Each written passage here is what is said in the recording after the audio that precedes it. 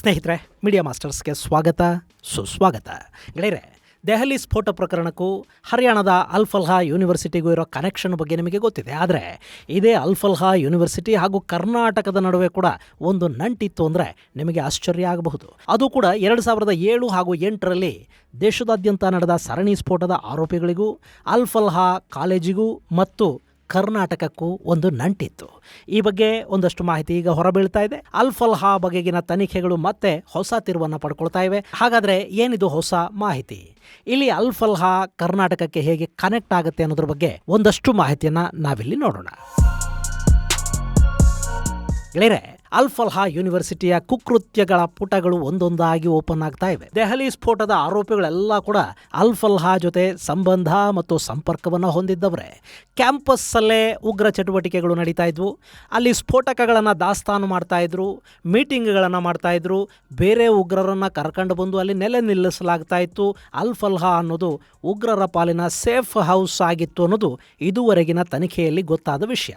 ಇನ್ನು ಅಲ್ಫಲ್ಹಾದಲ್ಲಿ ಅಕ್ರಮ ಹಣ ವರ್ಗಾವಣೆ, ಹವಾಲಾಗೆ ಸಾಕ್ಷ್ಯಗಳು ಕೂಡ ಸಿಕ್ಕಿರೋದ್ರಿಂದ ಆ ಟ್ರಸ್ಟ್ನ ಚೇರ್ಮನ್ ಸಿದ್ದಿಕಿಯನ್ನು ಅರೆಸ್ಟ್ ಮಾಡಲಾಗಿದೆ. ಹಾಗೆ ನ್ಯಾಕ್ ಮತ್ತು UGCಗಳು ಕೂಡ ಈ ಯೂನಿವರ್ಸಿಟಿ ಸುಳ್ಳು ದಾಖಲೆಗಳನ್ನು ಕೊಟ್ಟಿದೆ ಅನ್ನೋ ಆರೋಪದ ಹಿನ್ನೆಲೆಯಲ್ಲಿ ತನಿಖೆಯನ್ನು ಮಾಡ್ತಾ ಇವೆ. ಈ ಹಂತದಲ್ಲೇ ಅಲ್ಫಲ್ಹಾದ ಹಳೆಯ ವಿದ್ಯಾರ್ಥಿಗಳ ಜನ್ಮ ಜಾಲಾಡೋ ಕೆಲಸವನ್ನು ಕೂಡ NIA ಮಾಡ್ತಾ ಇದೆ. ಈ ಕಾಲೇಜಿಗೂ ಅಲ್ಲಿನ ವಿದ್ಯಾರ್ಥಿಗಳಿಗೂ ಉಗ್ರವಾದ ಮತ್ತು ಉಗ್ರ ಸಂಘಟನೆಗಳ ಜೊತೆಗಿನ ನಂಟು ತುಂಬ ಹಿಂದಿನಿಂದಲೂ ಇತ್ತು ಅನ್ನೋದೀಗ ಗೊತ್ತಾಗ್ತಾ ಇರೋ ವಿಷಯ. ಗೆಳೆಯರೆ, 2007ರ ಸುಮಾರಲ್ಲಿ ಈ ಕಾಲೇಜಲ್ಲಿ ಓದ್ತಾ ಇದ್ದ ಯುವಕನೊಬ್ಬ ದಾರಿ ತಪ್ಪಿದ್ದ. ಅವನು 18 ವರ್ಷಗಳ ಹಿಂದೆಯೇ ಭಯೋತ್ಪಾದಕ ಕೃತ್ಯಗಳನ್ನು ಆರಂಭ ಮಾಡಿದ್ದ. 16 ಮಂದಿಯ ಸಾವಿಗೆ ಕಾರಣ ಆಗಿದ್ದ. ಭಾರತದಲ್ಲಿ ನಡೆದಿದ್ದ ಸಾಕಷ್ಟು ಸ್ಫೋಟ ಪ್ರಕರಣಗಳಲ್ಲಿ ಅವನ ನೇರ ಕೈವಾಡ ಇತ್ತು. ಅವನಿಗೆ ಯಾಸಿನ್ ಭಟ್ಕಳ್ ಹಾಗೂ ರಿಯಾಜ್ ಭಟ್ಕಳ್ ಪರಿಚಯ ಆಯಿತು. ಹೀಗಾಗಿ ಅವನು ಕರ್ನಾಟಕಕ್ಕೂ ಬಂದಿದ್ದ. ಇಲ್ಲಿಂದಲೇ ಡಿಟೋನೇಟರ್ಗಳನ್ನು ತಗೊಂಡು ಹೋಗಿದ್ದ. ಹೀಗೆ ಭಯೋತ್ಪಾದಕನಾಗಿ ಬದಲಾದ ಅಲ್ಫಲ್ಹಾದ ಹಳೆಯ ವಿದ್ಯಾರ್ಥಿಯ ಹೆಸರು ಮಿರ್ಜಾ ಶಾದಾಬ್ ಬೇಗ್. ಈ ಬೇಗ್ ಇದನಲ್ಲ, ಇವನು ಮೂಲತಃ ಉತ್ತರ ಪ್ರದೇಶದ ಆಜಮ್ಗಢದವನು. ಇವನನ್ನು ಇಂಡಿಯನ್ ಮುಜಾಹಿದೀನ್ನ ಸದಸ್ಯ ಅಂತ ಗುರುತಿಸಲಾಗುತ್ತೆ. ಈ ಬೇಗ್ ಕೂಡ ಇದೇ ಅಲ್ಫಲ್ಹಾ ಯೂನಿವರ್ಸಿಟಿಯ ಇಂಜಿನಿಯರಿಂಗ್ ಕಾಲೇಜಲ್ಲಿ ಓದಿದ್ದ. ಆಗಿನ್ನೂ ಆ ಕಾಲೇಜು ಯೂನಿವರ್ಸಿಟಿ ಆಗಿರಲಿಲ್ಲ.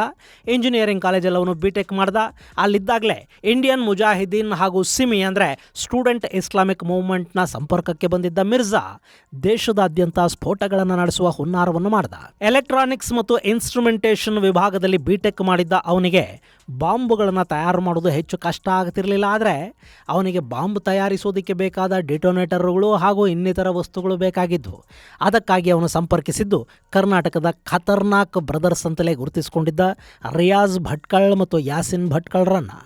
ಅಷ್ಟೊತ್ತಿಗಾಗಲೇ 2007ರಲ್ಲಿ ಉತ್ತರ ಪ್ರದೇಶದ ಗೋರಖ್ಪುರದಲ್ಲಿ ನಡೆದಿದ್ದ ದಾಳಿಲಿ ಈ ಬೇಗ್ನ ಪಾತ್ರ ಕಾಣಿಸ್ಕೊಂಡಿತ್ತು. ಆ ಬಳಿಕ 2008ರಲ್ಲಿ ಅವನು ಉಡುಪಿಗೆ ಬಂದ. ಅಲ್ಲವನಿಗೆ ರಿಯಾಜ್ ಹಾಗೂ ಯಾಸಿನ್ ಪರಿಚಯ ಆಯಿತು. ಅವರು ಈ ಬೇಗ್ಗೆ ಡಿಟೋನೇಟರ್ಗಳನ್ನು ಒದಗಿಸಿಕೊಟ್ರು. ಹಾಗೆಯೇ ಅವನಿಗೆ IM ಮತ್ತು ಸಿಮಿಯ ಕಾಂಟ್ಯಾಕ್ಟ್ಗಳನ್ನು ಕೂಡ ಈ ಇಬ್ಬರು ಸಹೋದರರು ಮಾಡಿಕೊಟ್ಟಿದ್ರು. ಹೀಗಾಗಿ ಕರ್ನಾಟಕದ ಭೇಟಿ ಈ ಬೇಗ್ಗೆ ಹೆಚ್ಚು ಲಾಭವನ್ನು ತಂದುಕೊಡ್ತು. ಇಲ್ಲಿ ಬಾಂಬುಗಳನ್ನು ತಯಾರು ಮಾಡೋದು, ಡಿಟೋನೇಟರ್ಗಳನ್ನು ಸರಿಯಾಗಿ ಫಿಕ್ಸ್ ಮಾಡೋದನ್ನು ಬೇಗ್ ಕರಗತ ಮಾಡಿಕೊಂಡ. ಹೀಗಾಗಿನೇ ಅವನು ಕೈ ಹಾಕಿದ್ದ ಸ್ಫೋಟಗಳೆಲ್ಲ ಯಶಸ್ವಿ ಆಗ್ತಾ ಹೋದವು. ಭಾರತದಲ್ಲಿ 2007 ಹಾಗೂ 2008ರಲ್ಲಿ ಮಾರಣ ಹೋಮವನ್ನೇ ಇವನು ಮಾಡ್ದ. ಆ ವರ್ಷ ಭಾರತದ ಪಾಲಿಗೆ ಕರಾಳ ವರ್ಷ ಅನ್ನಿಸ್ಕೊಳ್ತು.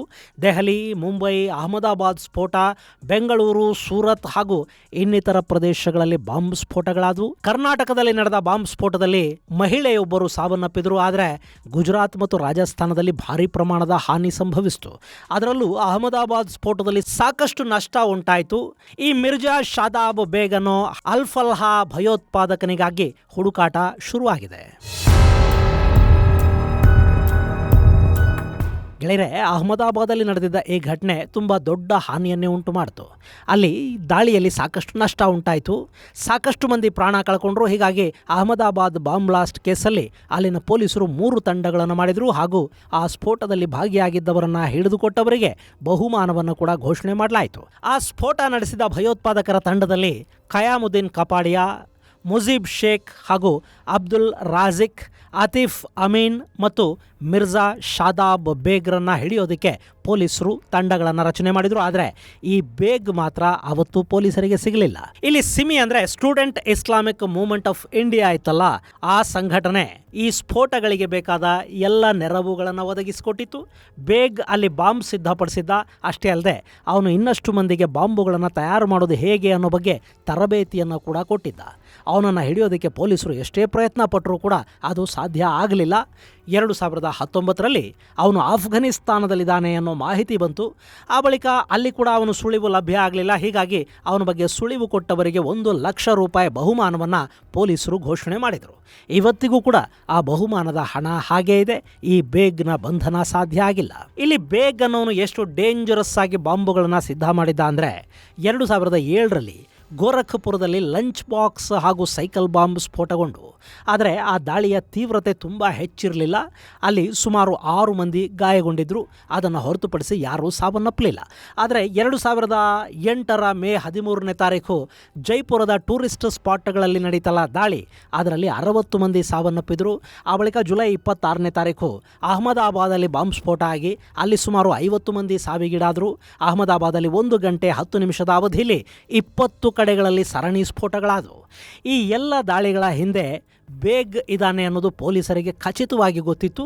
ಅವನು ಜೈಪುರಕ್ಕೆ ಹೋದ, ಅಹಮದ್ ನಗರಲ್ಲಿ ಒಂದಷ್ಟು ಕಾಲ ಉಳ್ಕೊಂಡಿದ್ದ, ಹಾಗೆಯೇ ಕರ್ನಾಟಕದ ಉಡುಪಿಗೆ ಕೂಡ ಅವನು ಬಂದು ಹೋಗಿದ್ದ. ಗೆಳೆಯರೆ, ನಿಮಗೆ ನೆನಪಿರಬೇಕು, 2008ರಲ್ಲಿ ಬೆಂಗಳೂರಲ್ಲಿ ಕೂಡ ಒಂದಷ್ಟು ಸರಣಿ ಸ್ಫೋಟಗಳುಂಟಾದವು. ಬೆಂಗಳೂರು ಪೊಲೀಸರು ಹಾಗೂ ಅಹಮದಾಬಾದ್ ಪೊಲೀಸರ ತನಿಖೆಗಳು ಉಡುಪಿಯನ್ನು ತಲುಪಿದ್ವು. ಅವತ್ತು ಅಹಮದಾಬಾದ್ ಕೇಸಲ್ಲಿ ಭಟ್ಕಳ ಬ್ರದರ್ಸ್ ಇದ್ದಾರೆ ಅನ್ನೋದು ಸ್ಪಷ್ಟವಾಗಿ ಗೊತ್ತಾಯಿತು. ಜೊತೆಗೆ ಈ ಬೇಗ್ ಹಾಗೂ ಇನ್ನಿತರ ಉಗ್ರರು ಕರ್ನಾಟಕಕ್ಕೂ ವಿಸಿಟ್ ಮಾಡಿ ಹೋಗಿದ್ರು ಅನ್ನೋದು ಕೂಡ ಗೊತ್ತಾಯಿತು. ಈ ದಾಳಿಯ ನಂತರ ಇಂಡಿಯನ್ ಮುಜಾಹಿದೀನ್ ಮತ್ತು ಸಿಮಿ ಸಂಘಟನೆಗಳನ್ನು ಸರ್ಕಾರ ಬ್ಯಾನ್ ಮಾಡಿತು. ಆದರೆ ಆ ಪಾಪಿ ಸಂತಾನ ಮಾತ್ರ ಇನ್ನೂ ಹಾಗೆ ಉಳ್ಕೊಂಡಿದೆ. ಅವರು ಆಗಾಗ್ಗೆ ಆಕ್ಟಿವ್ ಆಗ್ತಾರೆ. ಅವರಿಂದ ದೇಶದಲ್ಲಿ ಸಾಕಷ್ಟು ಸಮಸ್ಯೆಗಳು ಆಗ್ತಲೇ ಇವೆ. ಹೀಗೆ ಅಲ್ ಫಲ್ಹಾ ಇಂಜಿನಿಯರಿಂಗ್ ಕಾಲೇಜಲ್ಲಿ ಓದಿದ್ದ ವಿದ್ಯಾರ್ಥಿಯೊಬ್ಬ ದೇಶದ ನಾನಾ ಕಡೆಗಳಲ್ಲಿ ಸರಣಿ ಸ್ಫೋಟಗಳಿಗೆ ಕಾರಣ ಆಗಿದ್ದ. ಆದರೆ ಅವತ್ತಿಗೆ ಅಲ್ ಫಲ್ಹಾ ಬಗ್ಗೆ ಯಾರೂ ಹೆಚ್ಚು ಗಂಭೀರವಾಗಿ ತಲೆ ಕೆಡಿಸ್ಕೊಳ್ಳೋದಕ್ಕೆ ಹೋಗಲಿಲ್ಲ. ಇನ್ನು ಈಗ ನಡೆದಿರೋ ಘಟನೆಯಿಂದ ಅಲ್ ಫಲ್ಹಾದ ಬಣ್ಣ ಬಯಲಾಗ್ತಾ ಹೋಗ್ತಾ ಇದೆ. ಇನ್ನು ದೆಹಲಿ ದಾಳಿಯ ರೂವಾರಿ ಅಂತ ಹೇಳಲಾಗ್ತಾ ಇರೋ ಡಾಕ್ಟರ್ ಉಮರ್ನ ನೆಟ್ವರ್ಕನ್ನು ಭೇದಿಸೋದಕ್ಕೆ ಪೊಲೀಸರಿಗೆ ಕೂಡ ಕಷ್ಟ ಆಗ್ತಾ ಇದೆ. ಯಾಕೆಂದರೆ ಯಾವ ಮೂಲೆಯಿಂದ ಸೂತ್ರವನ್ನು ಎಳೆದ್ರೂ ಕೂಡ ಅಲ್ಲಿ ಒಂದೊಂದು ಮಿಕ ತಗಲಾಕ್ಕೊಳ್ತಲೇ ಹೋಗ್ತಾ ಇವೆ. ಈಗಲೂ ಕೂಡ ಉತ್ತರಾಖಂಡಲ್ಲಿನ ಡಾಕ್ಟರುಗಳು ಉಮರ್ನ ನೆಟ್ವರ್ಕಲ್ಲಿದ್ದರು ಅಂತ ಹೇಳ್ತಾ ಇದ್ದಾರೆ. ಆದರೆ ಪೊಲೀಸರು ಅವರ ಹೆಸರನ್ನು ಬಹಿರಂಗಪಡಿಸಿಲ್ಲ. ಇದರ ಜೊತೆ ಹರಿಯಾಣದ ಮಸೀದಿಯೊಂದರ ಮೌಲ್ವಿ ಹಾಗೂ ಅಲ್ಲಿನ ಉರ್ದು ಟೀಚರ್ ಇಬ್ಬರನ್ನು NIA ಕಸ್ಟಡಿಗೆ ತಗೊಂಡಿದೆ. ಉಮರ್ ಈ ಮೌಲ್ವಿಯ ಜೊತೆಯಲ್ಲಿ ಹಾಗೂ ಉರ್ದು ಶಿಕ್ಷಕನ ಜೊತೆಯಲ್ಲಿ ಸಾಕಷ್ಟು ಮಾಹಿತಿಯನ್ನು ಹಂಚ್ಕೋತಾ ಇದ್ದ ಅನ್ನೋದು ಗೊತ್ತಾಗ್ತಾ ಇದೆ. ಅಲ್ಲಿ ಇವರಿಗೆ ಉಮರ್ನ ಚಲನವಲನಗಳ ಬಗ್ಗೆ ಅನುಮಾನಗಳಿದ್ರೂ ಕೂಡ ಅವನ ಬಗ್ಗೆ ಮೌಲ್ವಿ ಆಗಲಿ ಉರ್ದು ಮೇಸ್ಟರ್ ಆಗಲಿ ಪೊಲೀಸರಿಗೆ ಯಾಕೆ ಮಾಹಿತಿಯನ್ನು ಕೊಡಲಿಲ್ಲ?